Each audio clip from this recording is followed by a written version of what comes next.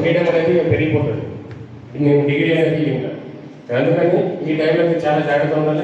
Madams అందరూ చూస్తా ఉన్నాం మీ గురించి. అంటే మా పిల్లలని రెస్పాన్సిబిలిటీగా మొన్న యాక్టివిటీస్ అప్పుడు చూసినప్పుడు మా పిల్లలకి ఏమవుతుందో అని చెప్పి వాళ్ళు ఎంత జాగ్రత్తగా అయితే అంత జాగ్రత్తగా అంటే ఇంట్లో వాళ్ళ పిల్లలు స్కూల్కి వచ్చిన అనేది వదిలేసి మేము పనిచేసే దగ్గర మా పిల్లలకి ఏమైతే ఫీలింగ్ ఉందో వాళ్ళు అంత జాగ్రత్తగా మెమరీ చేసిండ్రు. రోడ్ ఏమైనా పోతా ఉంటే వాళ్ళు వస్తూ ఉన్నారు. కొంతమంది ఏమో మీరు తెలిసి తెలియక కొంతమంది ఆటోలో 5 మంది 6 మంది వచ్చి రన్నింగ్ ఆటోలో కింద పడిపోయింది. నేను అక్కడే ఉన్నా ఇమీడియట్గా లిఫ్ట్ చేసినాం. మేము అన్ని యాక్టివిటీ చూస్తూ ఉన్నాం.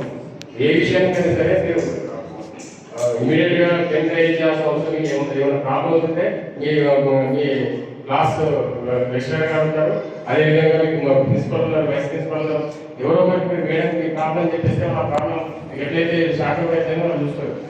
లేదు అలాగే ఒకవేళ ఆ రకంగా కాకుండా ఇంకేమైనా వేరే మీకు ఇబ్బందులు ఉన్నాయి, బయట ఎవరైనా వస్తున్నారు, మీకు డిస్టర్బెన్స్ చేస్తున్నారు, సెక్యూరిటీ పరంగా మీకు ఏమైనా ఇక్కడ ల్యాబ్ చేస్తున్నాయి, అటువంటివన్నీ ఏమైనా మీ మేడం చెప్పేస్తే ఇమీడియట్గా మాకు ఫోన్ చేసి చెప్పేస్తే డైరెక్ట్ కాల్ చేసినా మేము వచ్చేస్తాము. లేదంటే మా ఎస్ఐ గారి నెంబర్ ఉంటుంది, పోలీస్ స్టేషన్ నెంబర్ ఉంటుంది, మా బ్లూ కోడ్స్ కానీ పెట్రోల్ మొబైల్ కానీ ఎవరో 24/7 పెట్రోలింగ్ చేస్తూ ఉంటారు.